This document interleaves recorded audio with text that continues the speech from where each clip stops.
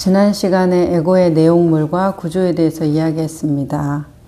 에고의 내용물은 당신이 자신과 동일화하는 그것을 모두 에고의 내용물과 관련이 된 것이다. 반면에 무엇인가와 동일화하려는 무의식적인 강박 심리는 에고의 구조와 관계가 있다.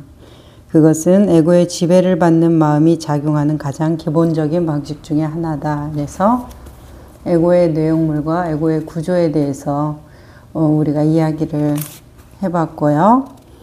오늘은 소유라는 환상. 안소니드 멜로 신부가 나와 나의 것을 구분해야 된다. 우리는 나의 것과 동일시하죠. 나의 것, 내가 무엇을 소유했느냐는 꼭 물건만이 해당하는 것이 아니죠. 나는 어떤 사람이야. 어떠한 사람으로 나를 만들고 그 사람이 나와 똑같아지는 것을 우리는 그것 또한 나의 것이 됩니다. 여기 톨레식으로는 나는 내 생각이 아니다 이렇게 말하죠. 안소니드 멜로는 나는 나의 것과 구분되어야 한다 이렇게 말을 하고 있어요. 그래서 생각이라든지 나의 것 이런 모든 것들이 우리 행동 그리고 보여지는 어떤 동일화된 것들 이런 것들을 말씀하시는 것일 건데 이 내용에서는 어떻게 알아차림을 안내하고 있는지 한번 보겠습니다. 마음속에서 소유의 개념이 작용하는 방식은 모든 사람이 당신의 이야기에 동의한다면 소유를 증명하는 서류가 존재할 것이다. 당신은 큰 부자다. 아무도 동의하지 않는다면 당신은 망상에 빠진 환자이거나 상습적인 거짓말쟁이일 것이고 병원에 보내질 것이다. 자, 이래서 소유의 개념이 작용하는 방식은 같은데 뭐가 틀려요? 주변의 인정과 권위에 대한 사람들의 복종이 틀린 거죠. 자, 우리가 얼마만큼 더 큰 환상에 대해서 매료되어 있는가 이 차이죠. 실질적으로 매료되어 있는가 환상에 매료되어 있긴 한데 개인적인 환상에 매료되어 있느냐 좀 더 넓은 범위의 환상에 매료되어 있느냐 이 차이겠죠. 어차피 다 환상인데 이런 말이 나옵니다. 설령 사람들이 동의하더라도 소유는 궁극적으로 하나의 이야기 허구임에는 변함이 없다. 자, 사람들이 당신에 대해서 당신의 권위에 동의를 하고 복종을 하더라도 허구임에는 변함이 없는 이유가 어떻게 돼서 그래요? 변하기 때문에 그렇죠. 이게 진짜라면 당신의 이야기가 허구가 아니라면 사람들이 동의하고 그 자격증이 있고 그 명함이 있고 복종을 하고 그것이 진짜라면 내가 아프거나 병들거나 그걸 다 잃었거나 관계가 깨졌어도 나는 여전히 그런 사람이어야 하지만 사람들의 동의가 사라지는 모습이 보여졌을 때 우리는 있는 그대로의 자신으로밖에는 검증을 받을 수 없는데 있는 그대로의 자신에 대해서 누가 검증을 해주나요? 사람들은 그 사람이 입은 옷, 사는 집, 가지고 있는 권위에 대해서 그 사람을 인정해 주는 거지 그것을 다 잃어버리면 그 사람 자체로는 사람들이 너나 나나 같다 이렇게 보기 때문에 우리 경전에 생선장수 아들 이야기가 나오잖아요. 임금이 아들을 잊어버렸는데 그 아들을 갓난아기를 생선장수가 주어가지고 자기 자식으로 키우니까 아이가 생선장수가 됐죠. 부모님 그 유업을 물려받아서 그러니까 왕자로 태어났지만 온 나라가 그 왕자를 계속 찾고 있지만 그 왕자는 자기가 왕자인지를 모르니까 늘 생선 장수 일을 한단 말이에요. 그리고 자기는 그런 사람이라고 믿고 산다라는 것이죠. 그러니까 그 사람 자체에서 권위가 나오는 게 아니라 우리가 동일시해 놓은 것에서 권위가 나오기 때문에 동일시가 깨지면 그 권위도 깨지는데 그때 남는 것이 무엇이냐 이 말이에요. 우리의 본질 자체가 남잖아요.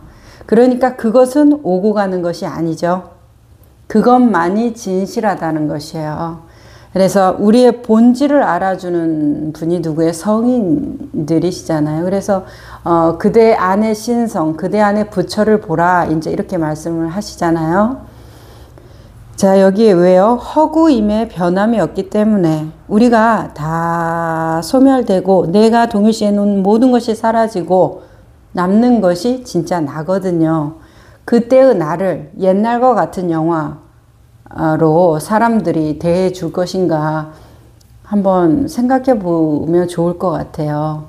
내가 가지고 있는 옷, 젊음, 건강, 집, 권위, 말재주, 지식 이런 모든 것들이 사라져도 나는 여전히 자부심 넘치고 존귀할 수 있다면 무엇 때문에 가능할 것인가? 그거에 대해서 좀 우리가 생각하는 시간을 꼭 가져야 됩니다. 여기 이렇게 나와요. 생의 마지막 순간에 이르러 깨닫는다. 전 생애를 통해 더 완전한 자아의식을 찾아다녔지만 그들이 진정으로 찾고 있었던 것, 즉 그들의 존재는 사실 언제나 그곳에 이미 있었다는 사실을 하지만 대부분의 경우 사물과의 동일화로 인해 궁극적으로 자신의 생각과 동일화로 인해 그 존재가 흐려져 있을 뿐이다. 이 존재의 심오한 기쁨에 대해서 말씀하고 계시네요. 에고는 그 즉시 자신의 생존을 지키기 위해 동일화될 또 다른 무언가를 찾을 것이다. 더 많이 영적이라는 정신적인 자기 이미지에서 정체성을 찾을 것이다. 자신의 존재를 입증해 줄 무엇인가가 있는 한 에고는 그 무엇과 동일화되든 궁극적으로 상관하지 않는다. 동일화되는 것이 있다면 에고는 상관하지 않겠다라는 것이죠. 우리가 생각했을 때는 나는 좀 더 긍정적인 사람, 좀 더 발전적인 사람, 도덕적이고 신념에 가득 찬 남들이 우러러 볼 수 있는 사람, 이런 사람이 되려고 노력한다고 하지만 우리의 에고는 그런 사람이 되든 비루한 사람이 되든 상관이 없다는 거예요. 진실은 참 놀랍죠. 우리는 그래 내가 나를 위해서 잘 살려고 하는 이것이 나의 에고 아닌가? 내가 나를 망가뜨리고 불행하게 만드는 것이 어떻게 이게 나의 에고일 수 있는가? 이제 이 생각을 하는데 그건 우리의 생각이고 우리의 에고는 생각, 이 생각을 먹고 자라죠. 생각이라는 건 환상인데 이 환상이라는 것은 좋은 것, 나쁜 것, 본질적으로는 좋은 환상, 나쁜 환상 우리는 있다고 생각하지만 깊이 들어가면 그냥 다 환상이에요. 자, 우리가 생각했을 때는 세상 만물의 이치가 좋은 거 나쁜 거가 아니라 그냥 그 상황에 그것이 있고 변화되는 그것이 있을 뿐인데 내 머릿속에는 나는 긍정적인 사람, 발전적인 사람, 남들이 우러러 볼 수 있는 사람, 다른 사람을 도울 수 있는 사람 이런 것을 설정하지만 톨레 뭐라 그래요? 자신의 존재를 입증해 줄 무언가가 있는 한 무엇과 동일화되든지 궁극적으로 상관이 없다라는 것이에요. 에고라는 것은 그 만족감, 내가 있다라는 만족감인데 나다, 내가 있다, 내가 존재한다는 만족감은 나의 불행을 통해서도 많이 확인되고 있어요. 고통스럽다. 고통스러움에 울부짖는 나를 내가 있다라는 거, 거기에서 에고는 자신의 확장, 자신의 존재가 유지되고 있음을 안심하고 있습니다. 에고가 불안할 때는 내가 불행하든지 성공하든지 그때가 아니라 언제예요? 에고가 생각이라는 자신의 실체를 들켰을 때 불안한 것이죠. 우리가 돈이라는 것이 의미가 있을 때는 돈을 많이 벌었을 때만 의미가 있는 게 아니라 돈이 없어서 돈에 쪼들리고 괴로워하고 내 마음이 돈에 사로잡혔을 때는 돈을 많이 벌든지 적게 벌든지 돈이 그 사람한테는 아주 의미 있는 거예요. 그 디오게네스 그 견유학파죠. 시닉이고 그 통 속에서 살고 옷도 그 중요 부분만 가릴 정도로만 입고 다니고 그렇게 아무것도 소유하지 않는 무소유 학파잖아요. 견유학파가. 그렇지만 그 사람이 막 돈 때문에 그렇게 허덕이고 괴로워하지를 않잖아요. 그런 것처럼 그것에 사로잡혀 있을 때만이 그것이 의미가 있는 것인데, 돈이 의미가 있는 것인데, 돈이 많다고 의미가 있는 것도 아니고 적다고 의미가 있는 것도 아니에요. 액수에 상관이 없어요. 그리고 그것이 있건 없건도 상관이 없어요. 내 마음이 그것에 끄달려 있으면 그것이 주인 노릇을 할 뿐이지, 내 마음이 거기로부터 멀어지면 돈이 없어도 자유로운 거고, 내 마음이 거기에 사로잡혀 있으면 돈이 아무리 하늘까지 쌓아놓고 있어도 자유롭지 않고 불행한 것이고 그렇잖아요.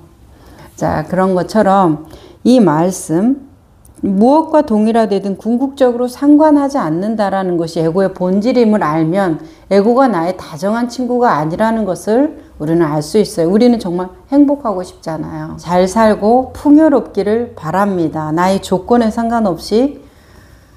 자, 그러기 위해서는 에고가 나의 다정한 친구, 이 생각, 톨레식으로는 셀프톡, 계속 말해주는 이 생각이 나의 친절한 친구, 나를 사랑하는 친구가 아님을 알아야 돼요. 얘네들의 목적은 자신이 허상이기 때문에 허상을 유지하기 위해서, 그러니까 환상이라는 것이 갖고 있는 한계는 언제 이게 환상이구나,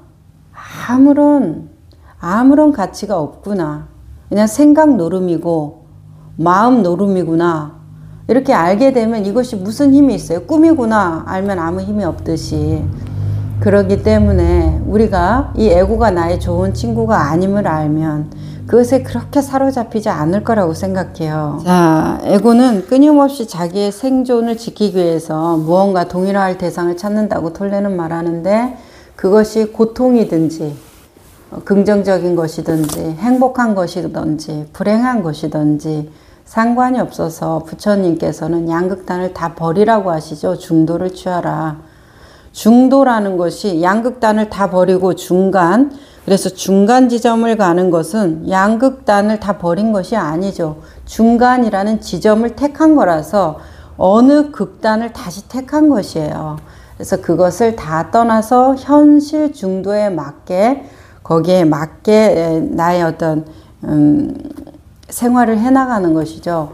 오늘 새벽 명상 마음챙김 이야기에서 77대 조사, 우리 정강 스님이죠. 정강 스님의 이야기, 그 법문 이야기 중에서 이런 말씀이 있었어요. 망상이 쉬어지면 보리인데 보리를 다시 구하면 그것이 망상이다 이러셨어요. 망상이 저절로 쉬어지면 보리예요. 에고가 자기가 뭔가를 동일시하려고 노력하는 그런 모든 것들이 쉬어지면 저절로 나의 신성이 드러난다는 것이죠. 저절로 본성인데, 근데 다시 본성을 구하려고 하는 그 노력, 추구심, 그것이 아무리 좋은 것이라도, 진리를 추구하는 거는 괜찮아. 돈을 추구하는 거는 속물적인 건데 진리를 추구하는 것은 대단한 일이야. 이제 이렇게 말을 하고 생각을 하는 사람은 정광 스님이 보리를 구하는 것은 망상이다 이러셨거든요. 그러니까 그것이 저절로 될 수 있도록 뭐만 하면 된다. 이 망상만 쉬어지면 된다. 보리를 구하겠다는 마음도 쉬어지면은 저절로 그것이 보리니까. 보리를 구하겠다는 마음은 망상인데 보리는 보리죠. 깨달음은 깨달음인데 깨달음을 구하겠다는 마음은 망상이라는 것이죠. 그래서 타시옥수라는 말씀을 하셨어요. 타시옥수. 타인, 타자 할 때 그 타자죠. 저 사람 할 때 타. 자, 옥수는 누구냐 이 말이에요. 그 사람이 누구냐. 그러니까 설법 내용 중에서 우리가 부처님, 아미타불, 어떤 위대한 성인들, 이런 분들을 보면 다 누군가의 종이라는 것이에요. 우리가 볼 때는 위대해 보이고 감히 따라갈 수 없어 보여도 누구의 종이겠습니까? 그분들이 우리의 본성, 거기에선 주인공이라고 말씀하시는데 우리의 본성 아니겠어요? 신성, 본성, 참나, 진화, 본지 풍광, 본래 면목. 자, 이런 그 주인공, 그 주인공의 종이겠죠. 그분들 또한 이 육신을 굴리기 위해서 살아가는 에고를 쓰실 것이고 나의 참된 본성을 따라가는 삶을 살 것이에요. 그래서 주장하는 자가 붓다라는 것이 아니라 붓다의 주인공이 주장을 하면 그것을 붓다로 놔두는 것이죠. 화인되는 것이죠. 법인이 화인되는 것이죠. 놔두어지는 것이죠. 그래서 어느 선사가 꽃은 져도 꽃은 지지 않는다 이렇게 말씀을 하시죠. 그래서 꽃이 씨앗부터 자라서 꽃을 피고 열매를 맺고 추운 겨울에는 또 사라지죠. 땅속으로 쭉 들어가잖아요. 그렇지만 어떤 모습이든지 다 그것은 꽃이잖아요. 꽃잎이 활짝 폈을 때도 꽃이고 다 시들어서 죽어가는 그 꽃도 뿌리만 남아있는 그 상태도 꽃이잖아요. 그죠? 그래서 이 겉의 모양을 따라가는 게 아니라 그것의 참 본성을 따라가고 있기 때문에 아무리 위대한 우리의 안내자들도 다 주인공의 종이다. 이게 타시 옥수인데 그런 말하고 별로 다를 바가 없어요. 이 톨레 이야기도 자신의 존재를 입증해 주는 무언가가 있는 한 그 무엇과 동일화되든 궁극적으로 상관하지 않는다. 자신의 생존을 지키기 위해 동일화될 때 우리는 영적이라는 자기 이미지의 정체성을 찾은 것이다. 영적인 사람이 돼야지 영적이라는 이미지는 뭡니까? 그냥 내 생각 속에 쌓여서 사는 거예요. 그렇죠? 내 생각 속에 쌓여 사는 건 진짜는 아니죠. 내가 주인이 종에게 네 친구로 생각해. 이거 마음 편하게 생각해 이 뜻이지. 정말 나를 종으로 생각해라는 의미입니까? 아니잖아요. 종과 주인은 같을 수가 없잖아요. 그러니까 그렇게 생각하는 거, 그런 이미지를 갖는 거는 이미지일 뿐이지 현실의 진실은 종은 종이고 주인은 주인인 것이에요. 그죠? 여기 이런 말이 있습니다. 그 동일화를 통해 자신은 옳고 다른 사람은 틀리게 만들 수 있다. 너무나 그렇죠. 에고의 내용물은 변할 수 있지만 에고를 계속 살아있게 하는 마음 구조는 변하지 않는다. 인간의 무의식적인 가정 중 하나는 소유라는 허구를 통해 물건과 동일화되면 그 물건이 가지고 있는 것처럼 보이는 견고함과 영속성 덕분에 자신에게도 견고함과 영속성이 있다는 믿음이다. 에고는 소유와 존재를 동일시하는 경향이 있다. 나는 소유한다, 고로 존재한다. 그리고 더 많이 가질수록 자신이 더 많이 존재한다고 믿는다. 에고는 비교를 통해 살아간다. 이렇게 써 있어요. 자, 동일화를 통해 자신을 옳고 다른 사람을 틀리게 만들 수 있다. 우리의 삶의 싸움이라든지 다툼, 모든 다툼, 시시비비, 이 모든 것들은 가만히 보면 단순한 원리로 이루어져 있어요. 나는 옳고 너는 틀려. 자, 나는 옳고 너는 틀려. 이것에 대해서 아니요, 저는 항상 열려져 있어요. 저는 제가 옳지 않다고 생각할 때도 많아요. 그래서 다른 사람을 언제나 배웁니다. 이런 자세를 가지고 있어요. 라고 말을 해도 물론 사회적으로 아주 좋은 인격을 가지신 분일 거예요. 하지만 이 수행적인 관점에서는 그것 또한 나는 옳고 너는 틀려의 자세입니다. 자, 이런 것이죠. 나는 모든 사람의 말을 듣고 내가 잘못됐다면 그 사람의 말을 배우고 나를 틀린 부분을 지적한 걸 나는 다 듣고 수용할 자세가 되어 있어. 이렇게 말을 하는 거죠. 아주 좋죠. 여기까지. 그런데 나는 틀린 적이 한 번도 없기 때문에 누구 말을 들을 필요가 없어. 이런 태도거든요. 잘 생각해 보세요. 이거에 대해서 반박하던 회원들도 수행 한 1년 이렇게 지나가면 제가 정말 내 인정, 내가 옳다는 생각에 정말 사로잡혀 있었더라고요. 있는 그대로 나를 안 봤더라고요. 이런 고백들을 많이 하시거든요. 그리고 그것이 훨씬 더 진실에 가까운 태도죠. 그래서 나는 다른 사람 말을 잘 수용해요. 잘 들어요. 틀린 걸 잘 고칩니다. 이렇게 말을 하지만 고치겠다는 마음이지만 나는 틀린 적이 없다라는 깊은 무의식적인 자기 주장이 있어요. 그게 만이거든요. 자만, 아만, 뭐 증상만, 교만 할 때 많이 해요. 그래서 우리는 틀린 적이 없기 때문에 누구 말을 들을 수가 없는 거예요. 들으려고 생각은 해도 들을 필요가 없어요. 난 틀렸지 않았기 때문에. 그러니까 다른 사람 말을 잘 듣겠다라는 옳은 자기의 관점을 가지고 있는 거지. 내가 나는 항상 변화되는 존재니까 다른 사람 말을 귀 기울여 들어봐야 되겠다라는 태도에서 듣는 것이 아니라 나는 다른 사람 말을 잘 듣고 그 사람 말을 잘 참고하는 좋은 사람이라는 관점. 그래서 굉장히 틀려요. 그래서 이 동일화가 옳고 그름을 딱 만든다라는 거. 우리의 싸움은 다 여기에서 오거든요.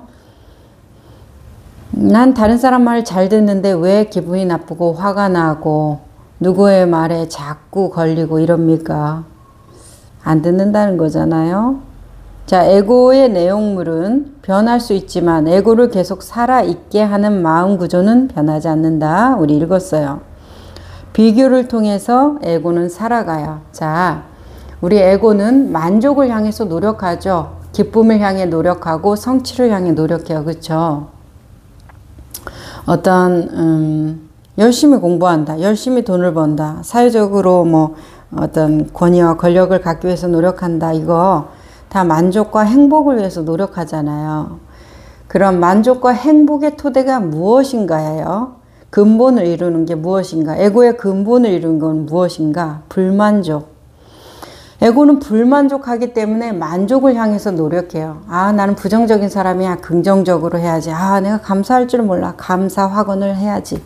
이렇게 나는 이렇지 않기 때문에 이렇게 되는 불만족하기 때문에 만족을 향해서 가요. 그래서 에고가 보는 것은 독수리같이 낚아채는 것은 항상 불만족을 낚아채서 만족으로 나아가야 되는 설정이 있어요. 우리의 신성, 기본 자리는 뭔가요? 그냥 있는 그대로 아무것도 하지 않아도 만족. 이걸 지복이라고 표현하죠. 그냥 상대가 없어요. 비교하지 않아요. 그냥 이 상태로 좋지 아니한 거잖아요. 그래서 만족의 상태로 계속 만족을 느끼지만 에고는 불만족의 상태에서 만족을 추구한다는 거예요. 그러면 실제로 에고가 느끼는 건 늘 뭐다? 불만족이라는 것이고 우리의 신성 진화가 늘 느끼는 것은 만족이라는 것이에요. 그래서 불만족에서 만족으로 나아가기를 희망하고 꿈꾸지만 그럴 날은 오지 않는다는 거예요. 자, 사과를 심어 놓고서 배가 나기를 기다리지만 계속 사과 열매만 열리는 것이에요. 어쩔 수가 없이. 불만족만을 바라기 때문에 불만족만을 취하고 불만족만을 키우는 것이에요. 그런데 내 생각에는 만족을 원한다고 생각하죠.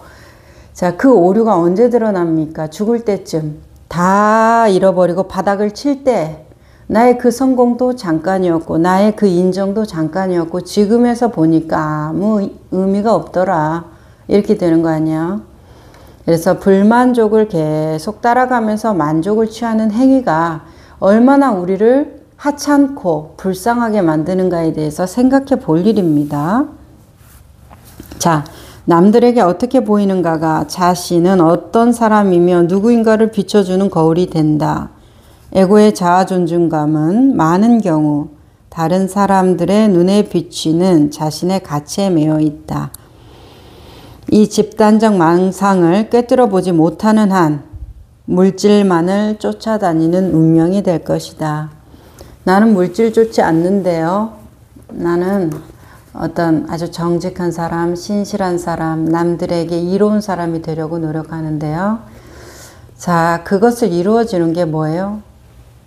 나의 몸, 어떤 물화된 마음, 물질화된 마음, 잡을 수 있는 마음, 그것이기 때문에 그것 또한 큰 범위에서 물질을 쫓아다니는 운명입니다. 물질이라는 것이 꼭 나투어져야만이 물질입니까? 아니에요. 물질이 나투어지기 이전에 무엇이 있었어요? 나의 마음이 그것을 계속 바라잖아요. 저 전구 같은 거, 원래 있었나요? 바램과 소망이 계속, 그 마음이 계속 노력했더니 물질화되는 거 아니에요? 에어컨도 그렇고 자동차도 그렇고 그 날아가는 비행기도 그렇고 원래 있었던 것이 아니라 마음이 그거를 계속 원하고 추구하고 형상화하니까 물질화되는 것이거든요. 우리 어떤 몸의 질병도 스트레스가 만병의 근원이라면서요. 이 스트레스는 마음이고 보이지 않는 것인데 이것이 계속 스트레스를 받으니까 성인병이 되고 암이 되고 어디에 뭐가 생기고 이러는 거 아니에요. 그러니까 이게 다 물질화되는 것이기 때문에 꼭 보이는 것의 가치만을 쫓지 않는다고 해서 안심할 일이 아닙니다. 안심할 수가 없지요. 그럼 어떻게 하면 물질에 대한 집착을 내려놓을 수 있는가? 그런 것은 시도조차 하지 않는 것이 좋다. 그것은 불가능한 일이다. 자신이 물질에 집착하고 있음을 알아차리는 것만으로 충분하다. 자, 처음에 물질에 대한 집착을 내려놓을 수 있는가에 대해서 불가능하다고 그랬어요. 그런데 그냥 물질에 집착하고 있음만을 알아차림으로 충분하다 그랬어요. 그러니까 집착을 내려놓는다라는 생각 자체가 집착이기 때문에 집착을 내려놓을 수가 없다는 거예요. 자, 아무리 조용한 공간에 가서 우리가 명상을 한다 그래도 사람들이 힘들어해요. 괴로워합니다. 왜 그래요? 시끄러워서. 조용한데 뭐가 시끄럽냐고요? 내 생각이 시끄럽거든요. 소리가 안 나는데 시끄러워요. 신기한 노릇입니다. 그와 똑같아요. 물질에 대한 집착을 내려놓는 일은 없어요. 내려놓는다는 건 내가 내려놓는다라는 것인데 내가 어떻게 내려놓습니까? 내려놓는 것을 아는 사람이 그것을 들을 일도 없었을 거예요.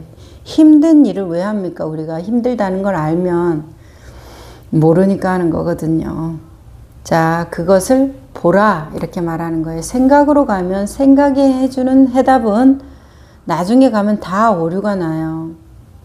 그래서 있는 그대로 현실 정도를 보라. 자, 그래서 알아차리는 것만으로 충분하다. 이 알아차림이 봄이잖아요.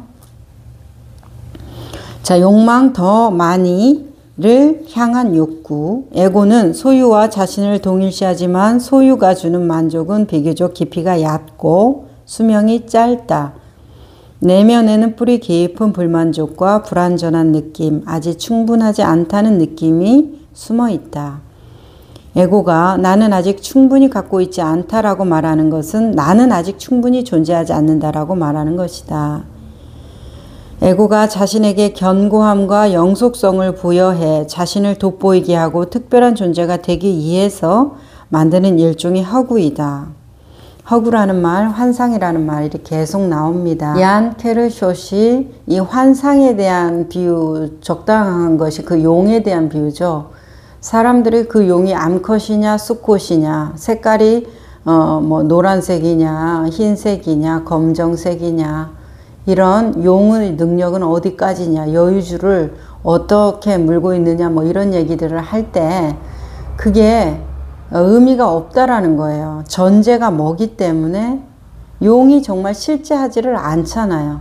환상이기 때문에 꿈꾸고자 한다면 마음껏 꿈꿔도 좋지만 그 전제가 이것은 없는 것이야. 그런데 내가 마음껏 상상하는 거야. 이러면 얼마든지 상상이 괴로운지를 아는데 이 용은 실제 하는 거야.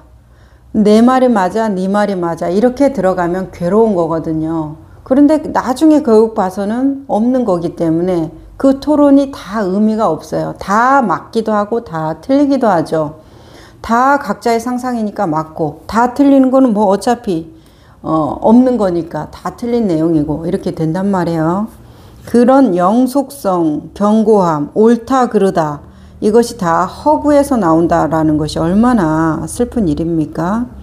소유를 통해 자신을 발견하는 것은 불가능하기 때문에 그 깊은 내면에는 또 다른 더 강한 충동이 있다. 더 많이를 향한 욕구, 그것이 욕망이다.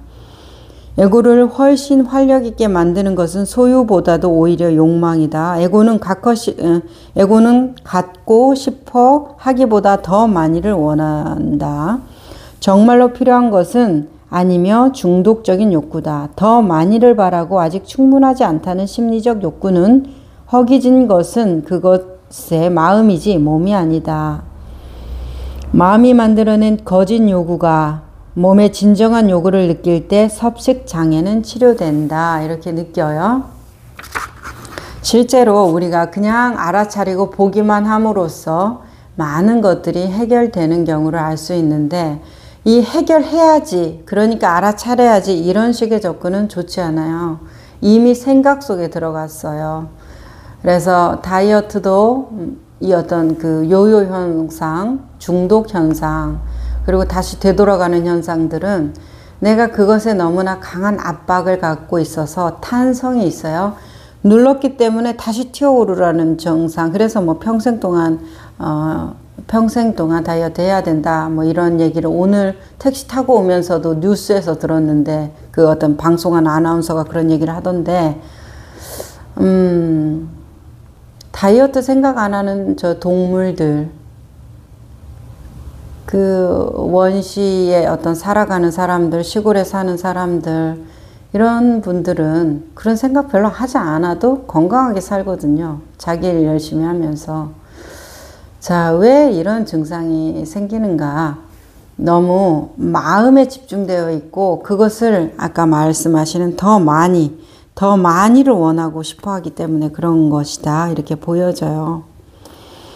그리고 우리가 운동을 할 때 항상 마음이 먼저 가요. 한번 보세요. 운동하시는 분들 조금 작게라도 걷기 운동부터 헬스장까지 뭐 많은 운동을 하실 테니까 보면은 내 몸을 의식이 따라가 주지를 않고 항상 마음이 몸을 어떻게 만들어야 된다, 몸을 어떻게 운동시켜야 된다, 어느 정도 해야 된다 하면서 몸을 항상 끌고 다니거든요.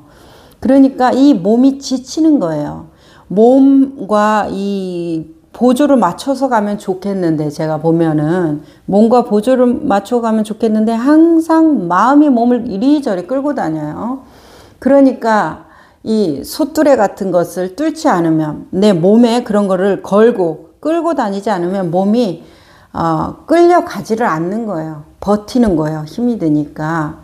그래서 저희 회원님들하고 명상, 요가나 기수련을 할 때, 명상 전에 준비 운동으로 이런 것들을 할 때 항상 마음이 몸과 같이 가야 된다. 마음이 항상 먼저 앞서가서는 안 된다. 이런 말씀을 계속 드리는 이유가, 마음이 늘 몸을 끌고 다니면 몸이 반발심이 나서 다시 충동을 일으켜요. 그러니까 마음이 쉬어지면 몸이 자기 멋대로 막 하잖아요. 습관을 열심히 들여놨는데 습관 엉망으로 되는 거 금방이거든요. 그런 것들이 뭐냐면은 이 마음이 끌고 다니기 때문에 그래요.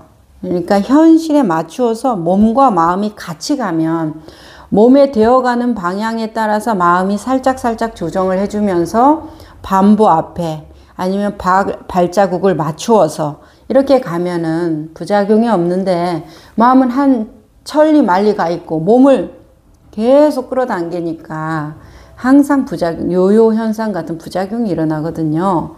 그 어떤 무력감, 자괴감도 많으신 것을 이제 얘기를 통해서 느끼거든요.